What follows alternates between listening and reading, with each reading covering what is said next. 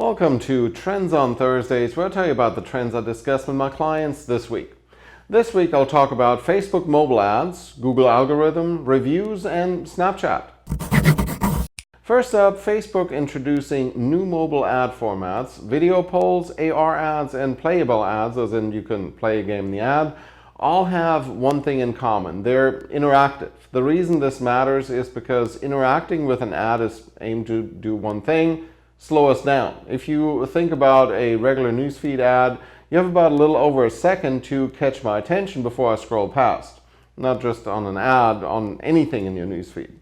YouTube ad, a precious 6 seconds before I can skip and move on. People move through information at an unprecedented speed, and what might feel like normal to you at age 55 feels glacial to someone half your age.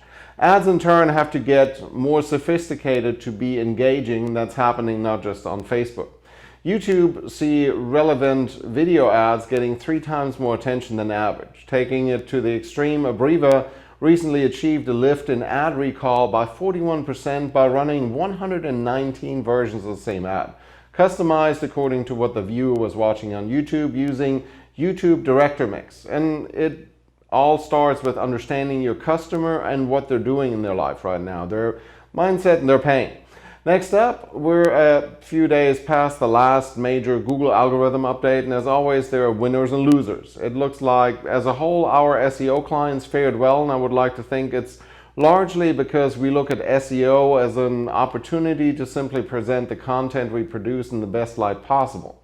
I like to remind people that in the big picture, Google is a free product. In a recent study, Google in Europe alone drives 3,000 clicks per second to news publishers. 8 billion clicks a month. Even if they're worth a penny a piece, that's worth $80 million in free traffic every single month. We like to complain about Google and their algorithm, about the price of ads and the effort required to maintain websites and write blog posts. Well, if you think back 20 years, free exposure didn't really exist. Don't worry, I'm not about to launch into a story about how hard things used to be, because they can still be hard, but in a different way. SEO and understanding Google is the art of understanding people and the science of data analysis. And that can be hard, but it's still what it takes to be in business today. Next up, and in the same vein, social media and reviews in particular have forced businesses to actually worry about their reputation.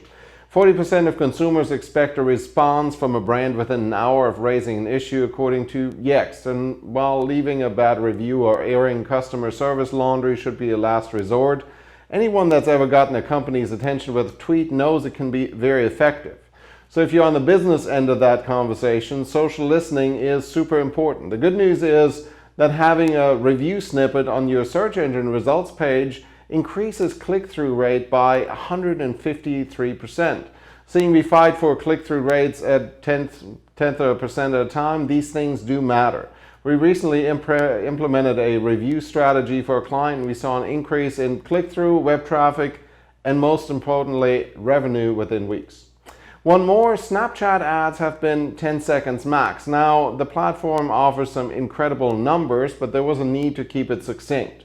To put it mildly, seeing 10 seconds goes by pretty quick. Anyways, changes announced yesterday include ads up to 3 minutes, even though they can still be skipped as before, swipe ups on the 6-second non-skippable commercials, and a goal option for 15-second views.